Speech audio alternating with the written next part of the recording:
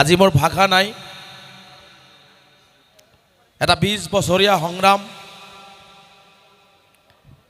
যি সংগ্ৰাম মই কৰিছিলোঁ, ইয়াত কেইবাজনো মোৰ সতীৰ্থ আছে। মনোৱাৰ হোসেন, ৰফিকুল, আনোৱাৰ ভাগিনা, আজিজুৰ ৰহমান, আব্দুৰ ৰহিম আহমেদ, কেইবাজনো সতীৰ্থ আছে। আমাৰ ৰফিকুল ইছলাম ডাঙৰীয়া, মনোৱাৰ হোসেন ডাঙৰীয়া, বহুকেইজন সতীৰ্থ আছে।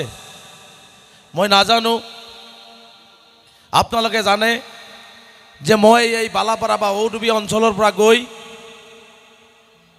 এই মাটিৰ পৰা গৈ অসমৰ এই সংখ্যালঘু ছাত্ৰ ইউনিয়নৰ নেতৃত্ব দিছোঁ। আৰু এই নেতৃত্ব কেৱল এইকাৰণে দিব পাৰিছোঁ, আপোনালোকৰ মোৰ প্ৰতি অশেষ দোৱা আছিল, আপোনালোকৰ আশীৰ্বাদ আছিল, আপোনালোকৰ মৰম ভাল পোৱা আছিল। আজি আপোনালোকৰ সন্তান এটি সৰু গাঁৱৰ পৰা, এটি সৰু মধ্যবিত্ত পৰিয়ালৰ পৰা গৈ আজি সমগ্ৰ অসমত সংখ্যালঘু জনগোষ্ঠীটোৰ আৰ্থ সামাজিক শৈক্ষিক উত্তৰণৰ বাবে সংখ্যালঘুসকলৰ নাগৰিকত্বৰ সমস্যাৰ লগত যুঁজিবলৈ আহুপ্ৰকাৰ্ত কৰিছিলোঁ, চেষ্টা কৰিছিলোঁ। আজি দুজনকে বলিষ্ঠ সভাপতি আছে ইয়াত, আব্দুৰ ৰহিম আহমেদ ডাঙৰীয়া, আইজুৰ ৰহমান ডাঙৰীয়া। যেতিয়া মই সাধাৰণ সম্পাদকৰ দায়িত্ব লৈছিলোঁ, তেতিয়া আমি দুজন আৰু আমাৰ লগত আছিল মনোৱাৰ, 4জন ব্যক্তি আছিলোঁ। আমাৰ প্ৰাক্তন উপসভাপতি মনোৱাৰ হোসেন, এই 4জন ব্যক্তিয়ে অসমৰ পৰা ইমূৰৰ পৰা সিমূৰলৈকে, অসমৰ পৰা ইমূৰৰ পৰা সিমূৰলৈকে দৌৰিছিলোঁ, সংখ্যালঘু জনগণৰ হৈ কাম কৰিবলৈ চেষ্টা কৰিছিলোঁ।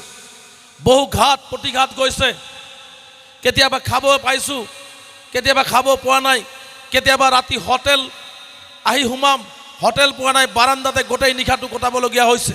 আৰু মই ভাবোঁ যে প্ৰতিজন আমচুৰ কৰ্মকৰ্তা, 250 টকা কৰ্মকৰ্তাই, সন্মুখত থকা প্ৰতিজন 250 সন্মুখত থকা কৰ্মকৰ্তাই এনেকুৱা ধৰণে কষ্ট কৰে।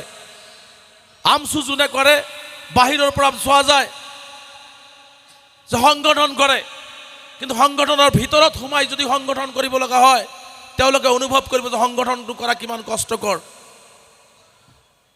গতিকে সেই সংগ্ৰামখন ইমান সহজ সংগ্ৰাম নহয়। এই সংগ্ৰামখন ইমান সহজ এইকাৰণেই নহয়, ইয়াত মানুহৰ অধিকাৰৰ বাবে যুঁজা হয়। বিশেষকৈ সংখ্যালঘুসকলৰ ওপৰত নিৰ্যাতন যি চলিছে, এই নিৰ্যাতন প্ৰতিৰোধ কৰিবৰ কাৰণে ইয়াত যুঁজা হয়। চৰকাৰৰ বঞ্চনাৰ বিৰুদ্ধে যুঁজা হয়।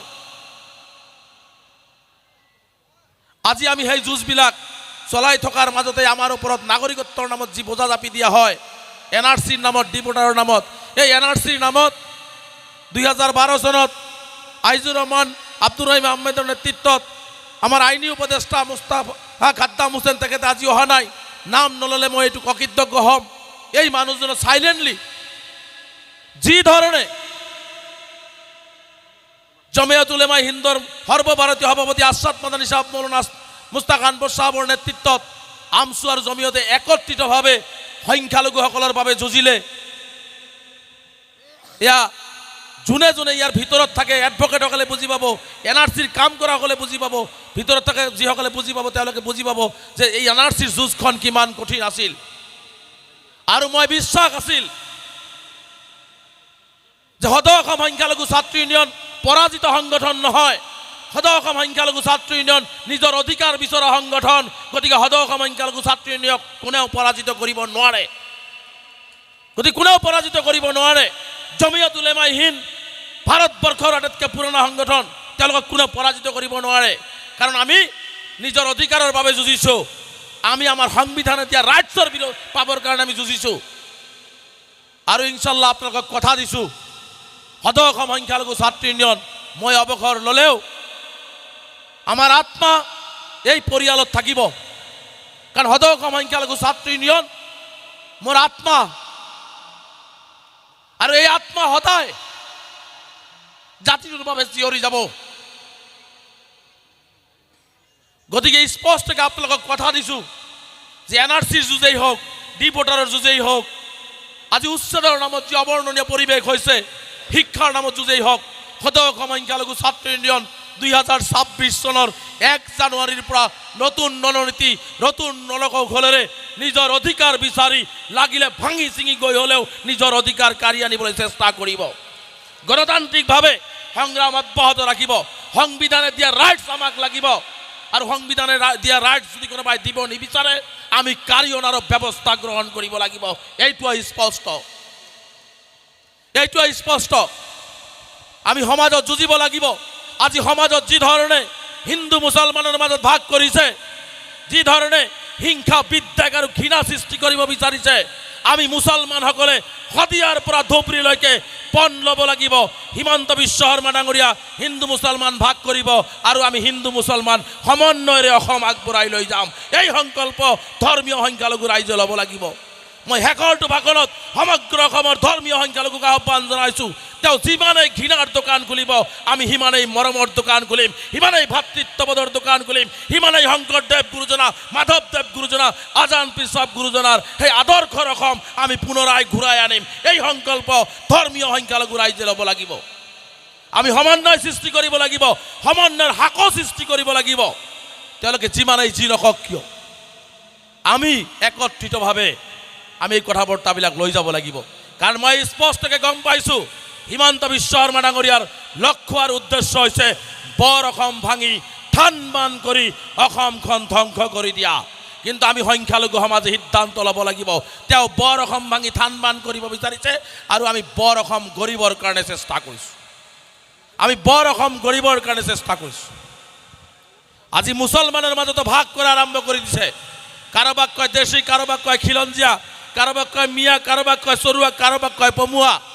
কিন্তু মই সমগ্ৰ অসমৰ ধৰ্মীয় সংখ্যালঘুসকলক শেষৰটো কথা ক'ব বিচাৰিছোঁ, হিমন্ত বিশ্ব শৰ্মা ডাঙৰীয়া এনেকুৱা এজন নেতা কোনো ধৰ্মীয় সংখ্যালঘুকে তেওঁ ভাল নাপায়। খিলঞ্জীয়াৰ চাৰ্টিফিকেট দিয়া আমাৰ যিসকল সংখ্যালঘু ভাই আছিল তেওঁলোকক দিছে কি? মুখত চাৰ্টিফিকেটৰ কথা কৈ আকৌ কয় বাঘ হাজিৰিকা এটা কাল্পনিক চৰিত্ৰ, আজান পীৰ কাল্পনিক চৰিত্ৰ। মাননীয় হিমন্ত বিশ্ব শৰ্মা ডাঙৰীয়া বাঘ হাজৰিকা আছিল, আছে আৰু ভৱিষ্যতলৈকে থাকিব। আজান পীৰ সাহেব আছিল, আছে আৰু ভৱিষ্যতলৈকে প্ৰজন্ম অসমৰ অসমীয়া ৰাইজৰ মাজত ধৰ্মীয় সংখ্যালঘুৰ মাজত থাকিব। আপুনি যিমানেই নস্যাৎ কৰিব নিবিচাৰক আপুনি নস্যাৎ কৰিব নোৱাৰে। আজি দুখৰ বিষয় আজি ভাৰতীয় নাগৰিকক কয় অচিনাকি সন্দেহজনক মই অসমত থাকিবলৈ নিদিওঁ, ইয়াৰ পৰা যাব লাগিব। মই হিমন্ত বিশ্ব শৰ্মা ডাঙৰীয়াক মুকলিভাৱে কৈছোঁ, আপুনি অচিনাকি মিয়া যিয়ে শব্দ নকওক কিয় আপুনি ভাৰতীয় নাগৰিকৰ গাৰ নোম এডালো চিধা কৰিব নোৱাৰে। আপুনি বেছি কি কৰিব? দুখীয়া দৰিদ্ৰ গৰাখহনীয়া পীড়িত মানুহে ফৰেষ্টত বসবাস কৰিছে, পিজিআৰ ভিতৰত বসবাস কৰিছে। আপোনাৰ ক্ষমতা আছে, আপুনি বল্ডুজাল লগাব। এটা কথা মাননীয় মুখ্যমন্ত্ৰী ডাঙৰীয়া আপুনিও মনত ৰাখিব, ক্ষমতা চিৰস্থায়ী নহয়। আৰু আপুনি যি ধৰণে বৃদ্ধা মানুহৰ ওপৰত বল্ডুজাৰ চলাইছে, শিশুৰ শিক্ষাৰ অধিকাৰ কাঢ়ি লৈছে, মানুহৰ চকুৰ পানী মাটিত পেলাইছে, ইয়াৰ হিচাপ এটা হিচাপ অসমৰ ৰাইজেতো ৰাজনৈতিকভাৱে ল'ব, ওপৰত থকা মালিকেও কিন্তু আপোনাৰ দল আৰু আপোনাৰ হিচাপ নিশ্চিতভাৱেই ল'ব। এই কথাটো মনত ৰখা উচিত। গতিকে আমি যুঁজিব লাগিব, শিক্ষাৰ লগত যুঁজিব লাগিব, আমি শিক্ষিত হ'ব লাগিব।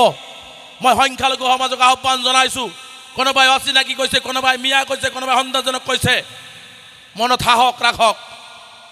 সাহস ৰাখক, জেদ সৃষ্টি কৰক আৰু হিমন্ত বিশ্ব শৰ্মা ডাঙৰীয়াক অহা 10 বছৰত দেখুৱাই দিব লাগিব যে আপুনি সন্দেহজনক মিয়া অচিনাকি কোৱা ল'ৰাবোৰে আজি শিৱসাগৰত DC হৈ আছে, গুৱাহাটী ছেক্ৰেটাৰী অফিচত চাকৰি কৰি আছে, GMCৰ ভাল ডক্টৰ হৈছে, গুৱাহাটীত ভাল চাকৰি কৰি আছে, গুৱাহাটীৰ মেট্ৰৰ DC হৈছে। এই সংকল্প ধৰ্মীয় আৰু সংখ্যালঘু ৰাইজে ল'ব লাগিব।